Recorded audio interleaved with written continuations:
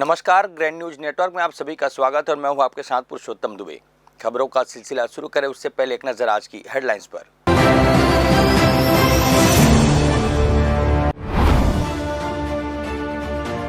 भाजपा ने मनाया स्थापना दिवस। सप्ताह भर चलेगा जनसंपर्क अभियान। गांव से लेकर शहर के हर वार्ड तक उपलब्धियों का करेंगे प्रचार। विधायक ने किया ध्वजारोहण। इधर राजस्व विभाग की कार्रवाई से नाराज विधायक कलेक्ट्रेट का किया घेराव। कलेक्टर को ज्ञापन सौंप ठोस कार्रवाई की करी मांग पूरी नहीं होने पर दी उग्र आंदोलन की चेतावनी। शासकीय पोल्ट्री फार्म में बर्ड फ्लू जांच के लिए केंद्र से पहुंची 4 सदस्यीय टीम। 10 किलोमीटर के दायरे में जारी रहेगा बिक्री पर प्रतिबंध। स्थिति सामान्य होने में लग सकता है 3 सप्ताह।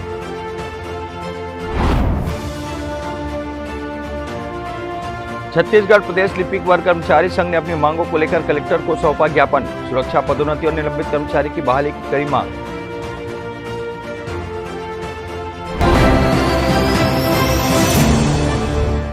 तो ये थी आज की तमाम हेडलाइंस और बढ़ते हैं खबरों की ओर। भारतीय जनता पार्टी के स्थापना दिवस के अवसर पर 6 अप्रैल से 12 अप्रैल तक विभिन्न कार्यक्रम आयोजित किए जाएंगे। सोमवार को स्थापना दिवस पर भारतीय जनता पार्टी के बिलासपुर कार्यालय में विधायक अमर अग्रवाल, पार्टी अधिकारियों और कार्यकर्ताओं ने ध्वजारोहण किया। इस दौरान कार्यकर्ताओं से अपने अपने घरों में पार्टी का ध्वज लगाने का आह्वान किया गया। कार्यक्रम की श्रृंखला के तहत जिला स्तर पर सक्रिय सदस्यों का सम्मेलन आयोजित किया जाएगा। वहीं 7 अप्रैल से 12 अप्रैल तक गांव-गांव, बस्ती-बस्ती चलो अभियान चलाया जाएगा। इसमें बड़ी संख्या में विधानसभा क्षेत्रों में कम से कम 50 और छोटी विधानसभा क्षेत्रों में 20 गांवों में जनप्रतिनिधि एवं पदाधिकारी पहुंचेंगे। इस अभियान के माध्यम से आम जनता से सीधा संवाद स्थापित किया जाएगा। इसके अलावा स्थापना दिवस के तहत कार्यकर्ताओं द्वारा सार्वजनिक स्थलों पर स्वच्छता अभियान चलाया जाएगा। साथ ही वरिष्ठ कार्यकर्ताओं एवं समाज के गणमान्य नागरिकों का सम्मान भी किया जाएगा। केंद्र और राज्य सरकार की उपलब्धियों पर चर्चा करते विभिन्न योजनाओं के लाभार्थियों से संपर्क कर उन्हें योजनाओं की जानकारी भी दी जाएगी। भारतीय जनता पार्टी का स्थापना 6 अप्रैल 1980 को हुआ और भारतीय जनता पार्टी का जो कार्यक्रम का जो पूरे प्रदेश से आह्वान हुआ था कि अपने जिला कार्यालय में ध्वजारोहण करके और सभी कार्यकर्ताओं को बधाई देकर ये कार्यक्रम संपन्न हुआ आज बिलासपुर शहर में। हमारे बिलासपुर के विधायक माननीय अमर अग्रवाल जी के द्वारा आज ध्वजारोहण हुआ और इस कार्यक्रम में भारतीय जनता युवा मोर्चा को प्रदेश से जो आह्वान मिला कि प्रत्येक संभाग के संभाग प्रभारी बनाया गया। उस संभाग के अंतर्गत जितने भी प्रदेश के हॉस्टल हैं, हॉस्टल चलो अभियान, छात्र छात्राओं को भारतीय जनता पार्टी के बारे में बताना और शासन की योजना के बारे में लाभ बताना और इस कार्यक्रम के निमित्त सभी प्रदेश के हर युवाओं को हमको अवगत कराना है। तो एक कार्यक्रम निमित्त हमारे स्थापना दिवस से सप्ताह भर एक कार्यक्रम चलेगा। भारतीय जनता पार्टी जिला बिलासपुर में भव्य और ऐतिहासिक आयोजन के साथ बड़ी संख्या में कार्यकर्ताओं की उपस्थिति में, वरिष्ठ नेताओं की उपस्थिति में आज ध्वजारोहण किया गया है पार्टी का। उसके उपरांत मिठाई बांटकर स्थापना दिवस 47वें स्थापना दिवस की सभी को शुभकामनाएं दी गई है। स्थापना दिवस के अवसर पर आज ध्वजारोहण का कार्यक्रम और मंची कार्यक्रम के लिए दिशा निर्देश था। साथ ही सप्ताह भर का सेवा पखवाड़ा के अंतर्गत अन्य कार्यक्रम आयोजित किए जाएंगे, जिसमें हॉस्टल चलो अभियान, बूथ चलो अभियान, नए वोटरों से मुलाकात और ऐसे अन्य कार्यक्रम भारतीय जनता पार्टी द्वारा आए हुए हैं। उसको कार्यकर्ता सभी मिलकर मनाएंगे। उसके लिए शुभकामनाएं देते हैं। इधर जिले के बेलतरा विधानसभा क्षेत्र में विकास कार्यों को गति देते हुए भाजपा विधायक सुशांत शुक्ला ने आज विभिन्न गांवों में कुल 14 करोड़ 56 लाख 34 हजार रुपए की लागत से सड़कों के निर्माण कार्यों का शिलान्यास किया। लंबे समय से खराब सड़कों के कारण क्षेत्रों के ग्रामीणों का आवागमन में भारी परेशानियों का सामना करना पड़ रहा था, जिससे दैनिक जीवन प्रभावित हो रहा था। इन कार्यों के अंतर्गत भरदैयाडीह से कलमेटार मार्ग के लिए 289 लाख रुपए, गोदैया कलमेटार मार्ग के लिए लगभग 278 लाख रुपए, भद्रापारा बरभाटा मार्ग के लिए लगभग 360 लाख रुपए, कर्मा बरभाटा सरगाधोड़ी मार्ग के लिए लगभग 4,78,000 रुपए तथा ग्राम लगरा में सीसी रोड एवं नाली निर्माण के लिए लगभग 50 लाख रुपए की स्वीकृति दी गई है। इन सड़कों के निर्माण से क्षेत्र में यातायात सुगम होगा, ग्रामीणों को राहत मिलेगी और विकास कार्यों को नई दिशा मिलेगी। विधायक की इस पहल से ग्रामीणों में खुशी की लहर देखी जा रही है और लोगों ने इसे क्षेत्र के लिए महत्वपूर्ण सौगात बताया है। हमारे यहाँ जो सड़क के समस्या रही से वो 40 साल पूर्व से रही से भाई, लेकिन आज हमारे बड़ खुशी मिली से कि सुशांत भैया के सुशासन काल में कि हमारे रोड के आज शिलान्यास हुई सब है, तो हमारे बड़ खुशी मिले थे। एक पहले कैसे करा था, सड़क नहीं थी। एक और पहले हम बहुत तकलीफ झेले हैं भैया, काहे ना गांव घर से ना पूरा सब्जी इकट्ठा होकर के ना गाड़ा बैला में हमन मुरुम डोहारन और जन जन में गड्ढा रहे ना ओमे रोमे लपाटन और जाए के पूर्ता कम से कम साइकिल मोटरसाइकिल चल जाए एक टाइप से हमन बनाते रहे। एक पहले अधिकारी नेता मन और जावन तो जरूर और सुनन भी हो, हर बार यही शब्द डाला है कि ए दारी बन जाही, अगले बार बन जाही, 6 महीना में तुहर मन के काम स्टार्ट हो ही, लेकिन अभी तक से वो हर नहीं हो पा रही से। माननीय विष्णुदेव साय जी से माध्यम से और माननीय अरुण साहू जी के नेतृत्व में बेलतरा विधानसभा में सड़कों का जाल बिछ रहा है और इसकी प्रमाणीकरण की व्यवस्था ये है कि आज मैं लगभग 16 करोड़ के भूमि पूजन पे हूँ और ऐसे 63 करोड़ के सड़कों का निर्माण आने वाले हर हफ्ते रविवार को या शनिवार को भूमि पूजन के माध्यम से हम उसका कार्य प्रारंभ कर रहे हैं। मैं आपको आज बताना चाहता हूँ कि एक सड़क तो ऐसी है जो 1994 के बाद इस बार पहली बार बन रही है। तो ऐसे ऐतिहासिक काम, जन सरोकार से जुड़े काम, जनता को सुविधाओं के रूप में सड़कों के निर्माण की व्यवस्था निश्चित तौर पर छत्तीसगढ़ को विकसित छत्तीसगढ़ बनाने की तरफ अग्रसर करने में सहायक सिद्ध होगी। इधर छत्तीसगढ़ में लंबे समय से छात्र संघ चुनाव को लेकर जारी विवाद एक बार फिर तेज हो गया है। वर्ष 2017 से राज्य में छात्र संघ चुनाव प्रत्यक्ष मतदान के बजाय मनोनयन प्रणाली के जरिए कराए जा रहे हैं। इससे पहले चुनाव के दौरान उत्पन्न हुई अव्यवस्थाओं और विवादों को देखते हुए सरकार ने इस प्रक्रिया पर रोक लगा दी थी। हालांकि कुछ समय पहले सीमित स्तर पर चुनाव कराए गए, लेकिन समस्याएं सामने आने के बाद इसे पुनः बंद कर दिया गया। अब छात्र संगठन इस व्यवस्था का विरोध करते हुए फिर से नियमित चुनाव कराने की मांग कर रहे हैं। इसी क्रम में भारतीय राष्ट्रीय छात्र संगठन की प्रदेश इकाई ने सोमवार 6 अप्रैल को राज्य के सभी विश्वविद्यालयों में ज्ञापन सौंपा। ज्ञापन के माध्यम से मांग की गई कि छात्र प्रतिनिधियों के चयन के लिए छात्र संघ चुनाव अनिवार्य है, क्योंकि इससे छात्र अपनी समस्याओं को सीधे विश्वविद्यालय या महाविद्यालय प्रशासन तक पहुंचा पाएंगे। संगठन का कहना है कि मनोनयन प्रणाली के कारण छात्र नेतृत्व उभर नहीं पा रहा है और छात्रों की आवाज भी कमजोर पड़ रही है। एनएसयूआई ने यह भी आरोप लगाया कि छात्र संघ चुनाव में संगठन की मजबूत स्थिति के चलते ही इसे लगातार टाला जा रहा है। संगठन ने चेतावनी दी कि यदि सरकार ने जल्द उनकी मांगों पर निर्णय नहीं लिया तो वे उग्र आंदोलन करेंगे। इसमें विधानसभा और मुख्यमंत्री निवास का घेराव भी शामिल हो सकता है। छत्तीसगढ़ में 2017 के बाद से छात्र संघ चुनाव बंद है, जिससे नए छात्र आप कहीं न कहीं वंचित है, चाहे वो छात्र संघ की आवाज़ को भी बुलंद करने से वंचित है।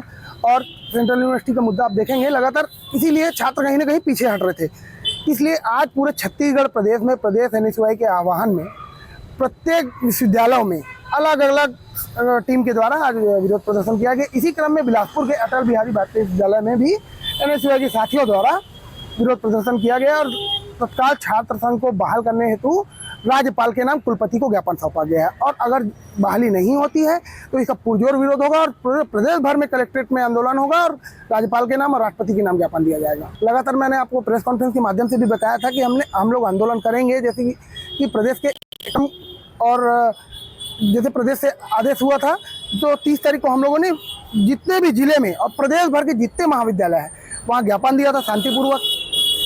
और आज उसी क्रम में हम लोगों ने 6 तारीख को चरणबद्ध तरीके से आंदोलन किया। अब जो आंदोलन होगा पूरे प्रदेश स्तरीय एक जगह रायपुर में या फिर विधानसभा घेराव के माध्यम से होगा या फिर सीएम हाउस के घेराव के माध्यम से होगा।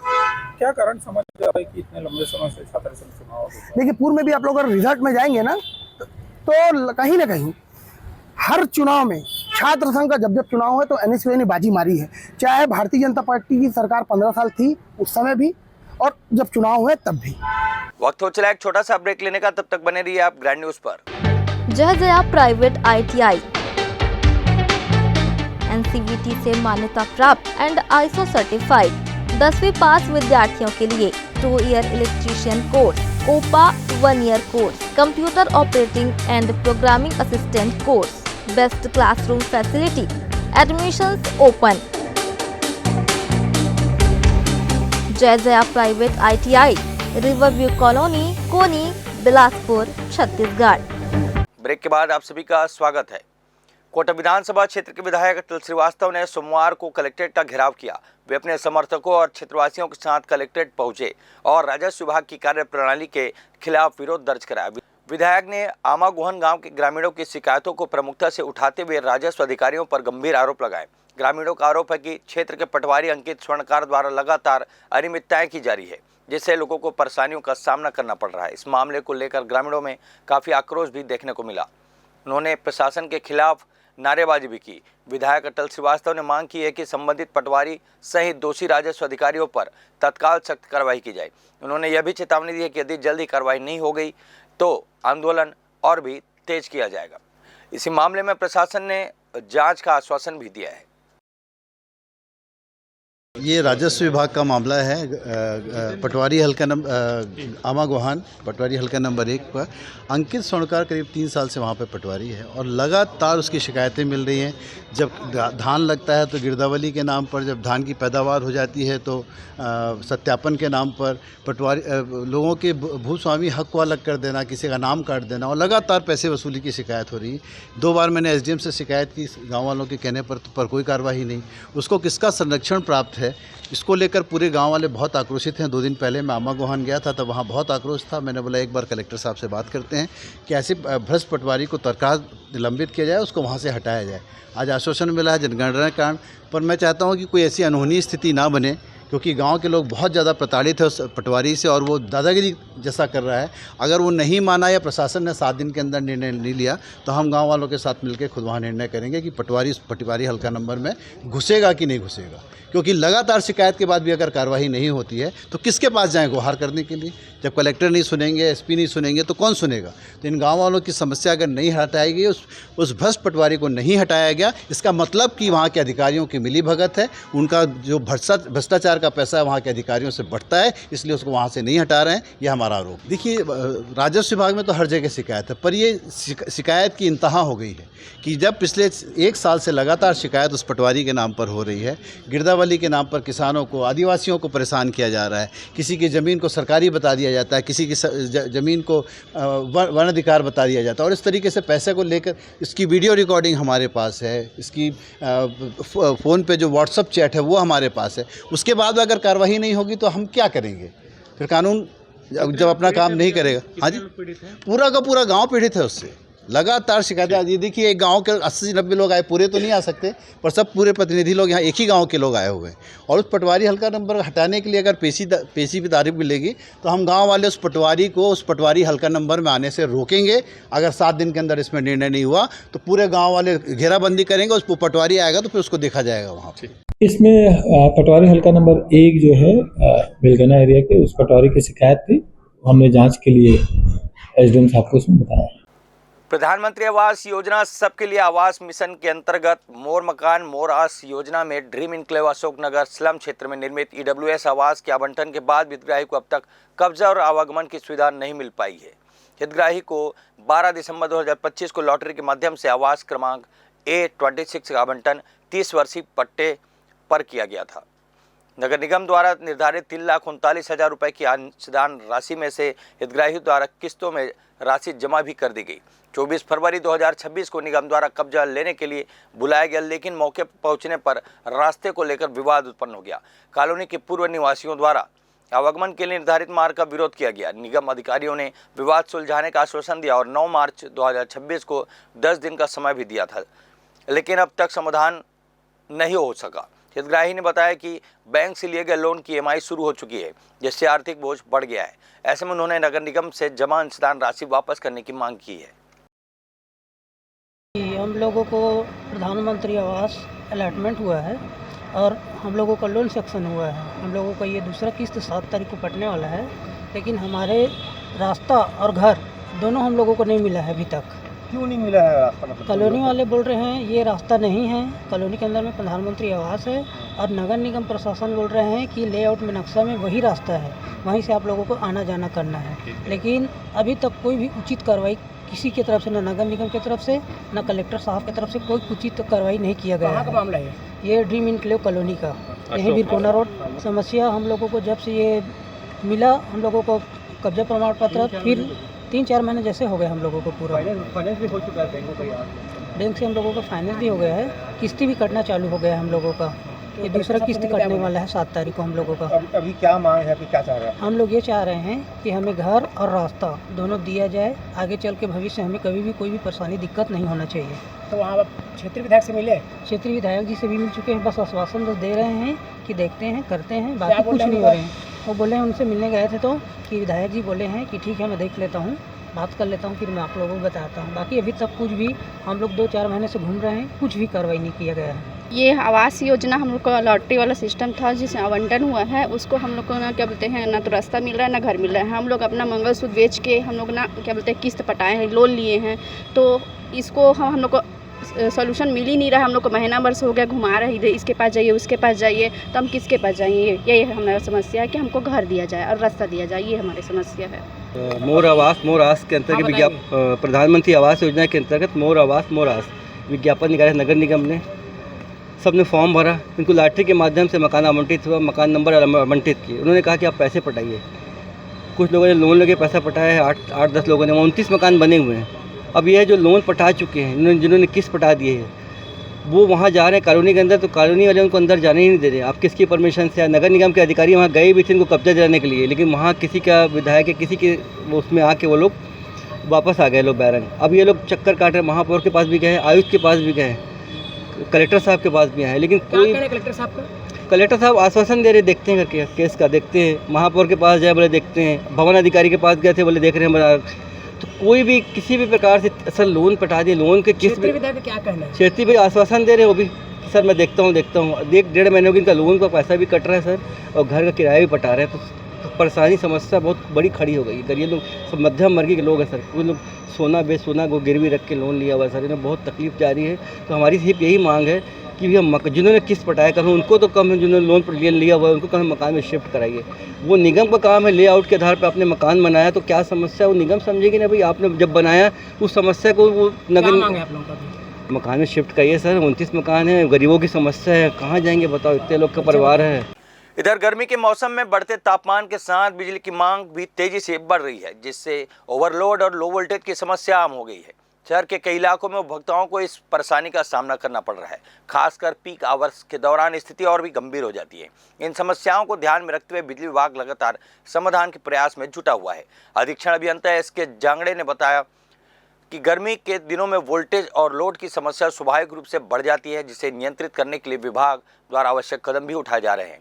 उन्होंने बताया है कि जिन जिन सब स्टेशनों में वोल्टेज की समस्या सामने आ रही है, वहाँ टैपिंग बढ़ाकर स्थिति को सुधारा जा रहा है। इसके साथ ही 4 प्रमुख सब स्टेशनों में नए ट्रांसफार्मर लगाए गए हैं, जिनकी क्षमता बढ़ाकर लोड को संतुलित करने का प्रयास किया गया है। नगोई, पिनियाडी, पिंडारी और बेलपान क्षेत्रों में 3.15 MVA क्षमता के नए ट्रांसफार्मर स्थापित किए गए हैं, जिससे बिजली आपूर्ति को बेहतर बनाने और ओवरलोड की समस्या को कम करने में मदद मिल रही है।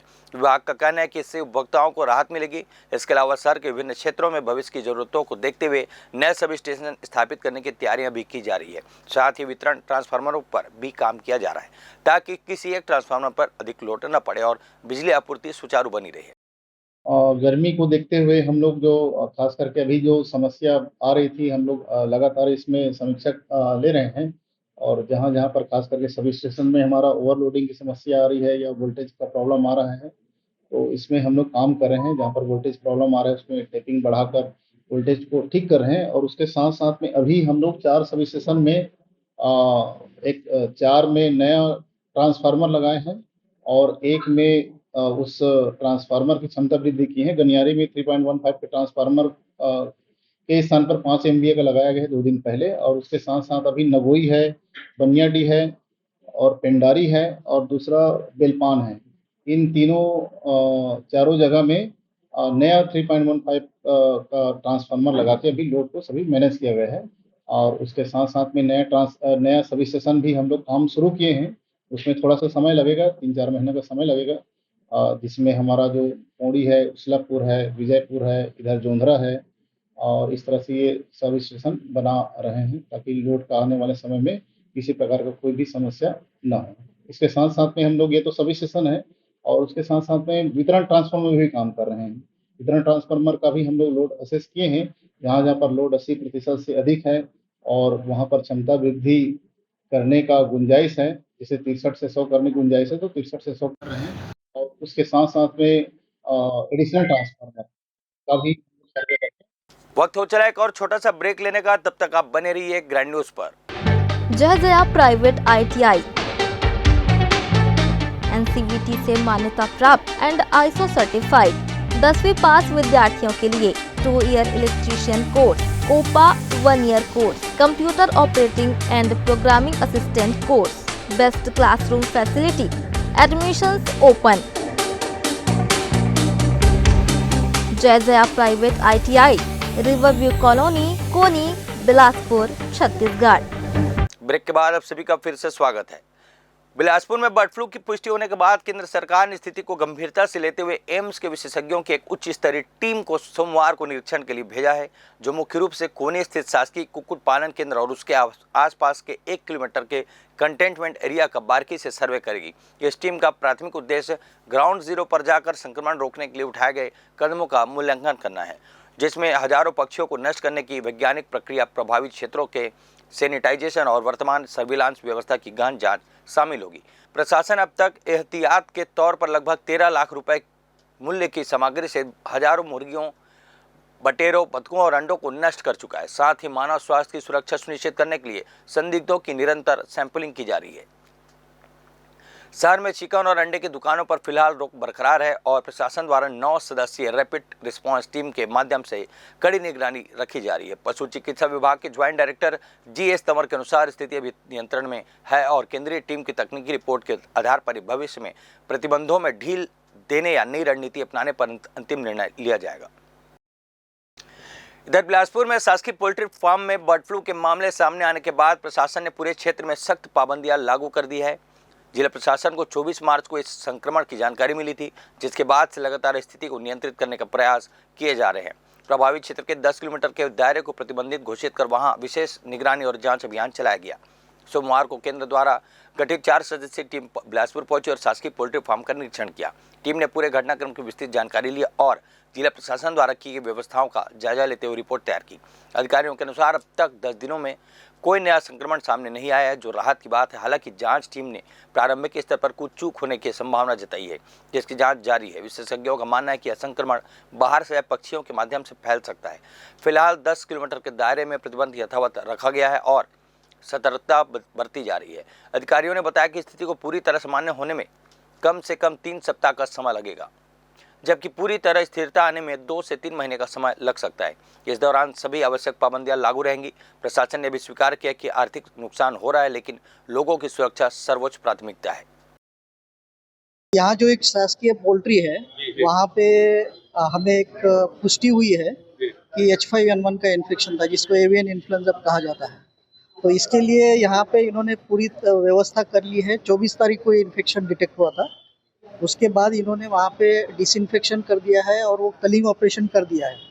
तो उसके 10 किलोमीटर के रेडियस में अगर कोई भी अनएक्सपेक्टेड डेथ अगर आपके पशुओं में मिलती है या फिर आपके पंछियों में मिलती है, बर्ड्स में, तो उसको इमीडिएटली इन्फॉर्म करना है ताकि वहाँ पे इन्वेस्टिगेशन किया जाए। और शासन द्वारा ये सारी कार्यवाही कर दी चुकी है। वहाँ की जो पोल्ट्री है उसको डिसइंफेक्ट किया गया है और अभी 10 दिन हो चुके हैं और वहाँ पे जो भी कलर्स थे उनको भी क्वारंटीन करके उनको जो ट्रीटमेंट देना था, मतलब जो कीमोप्रोफिलैक्सिस हम बोलते हैं, वो दिया गया है। इसमें क्या है, पूरी जो बर्ड फ्लू जो ये भी जूनोटिक डिसीज है, तो ये स्वास्थ्य की टीम सेंट्रल से रिपोर्ट की गई है ताकि ये जो है सैनिटाइजेशन का जो मेजर है वो वेटनरी डिपार्टमेंट उसको फॉलो अप कर रहा है कि नहीं, और ह्यूमन स्वास्थ्य पर इसका कुछ असर है या नहीं है, उसकी जांच के लिए आए हुए अभी 2 दिन टीम रहेगी और पूरे आसपास के जो 10 किलोमीटर 1 किलोमीटर के एरिया में अभी इसकी जांच करेंगी और लोगों का सैंपल परीक्षण सब करेंगे कि इनमें भी एवियन इन्फ्लुएंजा का लक्षण तो नहीं पाए जा रहे हैं। हाँ, लगा रहेगा, अभी लगा रहेगा जब तक हम जो है अभी आज हम सैनिटाइजेशन कंप्लीट हो गया तो वहाँ पर हमारे शासन को भेजेंगे। शासन को भेजने के बाद हम जो है 2-3 दिन के अंदर पूरे जो प्राइवेट फार्म है, प्राइवेट घरों हैं, वहाँ से सैंपल लेके फिर निशात भेजेंगे। वहाँ से निगेटिव आने के बाद ही ये जो मार्केट जो ओपन किया जाएगा। वक्त तो चला एक और छोटा सा ब्रेक लेने का, तब तक बने रहिए आप ग्रैंड न्यूज पर। जय जया प्राइवेट ITI NCVT से मान्यता प्राप्त एंड ISO सर्टिफाइड 10वीं पास विद्यार्थियों के लिए 2 year electrician course, COPA 1 year course, computer operating and programming assistant course, best classroom facility, admissions open. Jai Jaya private ITI, riverview colony, Koni, Bilaspur, Chhattisgarh. Break के बाद एक बार फिर से आप सभी का स्वागत है। छत्तीसगढ़ प्रदेश लिपिक वर्ग कर्मचारी संघ ने अपनी विभिन्न मांगों को लेकर कलेक्टर को ज्ञापन सौंपा है। संघ ने ज्ञापन में बताया कि राजस्व विभाग में कार्यरत लिपिकों को कई तरह की समस्याओं का सामना करना पड़ रहा है। इनमें सबसे प्रमुख मुद्दा कर्मचारी को पर्याप्त सुरक्षा नहीं मिलना है, जिससे कार्य के दौरान असुरक्षा की भावना बनी रहती है। इसके अलावा पदोन्नति में देरी और समय पर उच्च वेतनमान नहीं मिलने की समस्या भी लंबी समय से बनी हुई है। संघ ने अभी मांग की कि तहसील कार्यालय के जिस कर्मचारी को निलंबित किया गया उसे जल्द से जल्द बहाल किया जाए। कर्मचारियों का कहना है कि इससे कार्य व्यवस्था पर भी प्रभाव पड़ रहा है। ज्ञापन में पुरानी कंपोजिट बिल्डिंग की जर्जर स्थिति का भी उल्लेख किया गया है। इसे सुधारने या नया स्वरूप देने की मांग की गई है ताकि कार्यालय में कार्यरत कर्मचारियों और आम नागरिकों को बेहतर सुविधाएं मिल सके। संघ ने प्रशासन से मांगों पर जल्द विचार कर उचित समाधान निकालने की अपील की है। अब देखना होगा कि प्रशासन इन मांगों पर कब तक निर्णय लेता है और कर्मचारियों को राहत मिलती है या नहीं। छत्तीसगढ़ प्रदेश लिपिक वर्गीय शासकीय कर्मचारी संघ जिला शाखा बिलासपुर द्वारा के तारतम्य में ये कार्यक्रम आयोजित किया गया है कि हमारे राजस्व विभाग के लिपिकों की जो समस्याएं हैं, है ना, उनके सुरक्षा का पर्याप्त संसाधन उपलब्ध नहीं है ना, और सुरक्षा के साथ साथ उनके कार्य के भी संसाधन उपलब्ध नहीं है। इसके अलावा पदोन्नतियाँ रुकी हुई हैं वर्षों से। तहसीलदार, नायब तहसीलदार की जो इसमें पदोन्नति होती थी, जो हमारे यहाँ के अधीक्षक होते थे कलेक्ट्रेट के, वो डिप्टी कलेक्टर में उनकी पदोन्नति होती थी।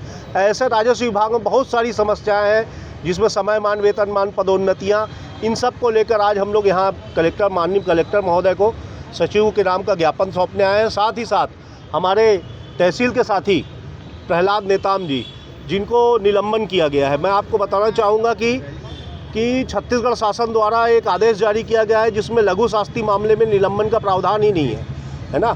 उसके बाद भी निलंबित किया गया है। पूर्व में भी हमने ज्ञापन दिया था, परंतु उस पर अभी तक कार्रवाई नहीं हुई। तो माननीय कलेक्टर महोदय से निवेदन करेंगे कि उनको तत्काल बहाल किया जाए। ज्ञापन लेकर के आए हैं। इस ज्ञापन में 3 मांगे हैं। पहला है कि जो साथी हमारे प्रहलाद नेताम निलंबित हुए हैं, पहले भी एक ज्ञापन दे चुके हैं निवेदन पत्र बहाल करने के लिए, और समय भी रहता है 45 दिन के अंदर अगर कोई छोटी मोटी गलती होती है तो अनुशासनिक मामलों में निलंबन नहीं करने का एक शासन का प्रावधान भी है।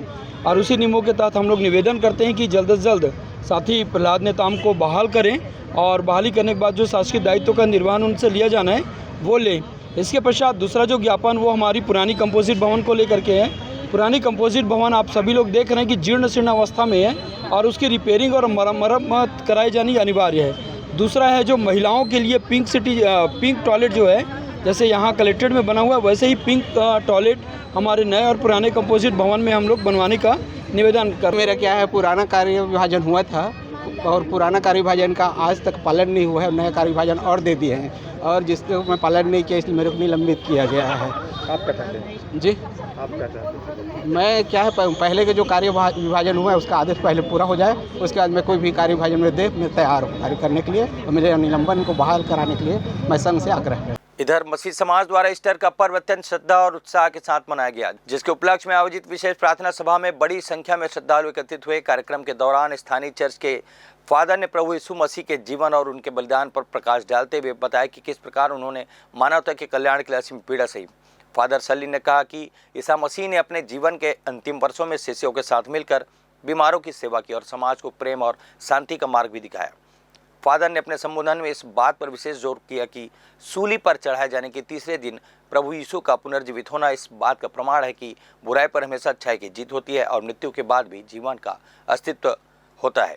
उन्होंने उपस्थित जनसमूह को प्रेरित करते हुए कहा कि हमें कठिन समय में घबराने के बजाय ईश्वरीय शक्ति पर विश्वास रखना चाहिए, क्योंकि ईस्टर का पर्व अंधकार से प्रकाश की ओर बढ़ने का प्रतीक है। सभा का समापन विश्व शांति की प्रार्थना और एक दूसरे को पर्व की बधाई देने के साथ हुआ। आज हम लोग ईस्टर मना रहे हैं। ये ईस्टर हम सबों को ये बात बताती है कि मृत्यु को यीशु क्रिस्त ने मार डाला, मृत्यु के फीस को यीशु क्रिस्त ने उड़ा दिया और दुख को इन्होंने एक नया दृष्टिकोण देकर दुख सहने की मनोभावना को बदल दिए। और आजकल हम लोग देख रहे हैं हमारे परिवारों में छोटे बच्चे हो या बड़े बड़े लोग भी हो, छोटी छोटी बातों को लेकर बहुत परेशान हो जाते हैं। दुख को सहने की सहन शक्ति नहीं है। यीशु क्रिस्त दुख को सहन शक्ति को बढ़ाने के लिए, उसका नया दृष्टिकोण देने के लिए हम सबों को आह्वान करते हैं। ये मरना और जी उठना हम सबों को ये प्रेरित करता है कि हम सक्रिय मनोभावना से हमारे जीवन में आने वाले छोटे मोटे समस्याओं को स्वीकारें, ताकि हम भी एक दिन यीशु के समान जी उठेंगे। हर दुख के बाद एक उम्मीद के साथ जीने से एक आशामय जीवन मिलेगी। वही बात को दर्शाने के लिए ही ये ईस्टर हम लोग मना रहे हैं। तो आज के बुलेटिन में बस इतना ही। अगले बुलेटिन में फिर होगी मुलाकात। तब तक के लिए मुझे और मेरी पूरी टीम को दीजिए इजाजत। नमस्कार।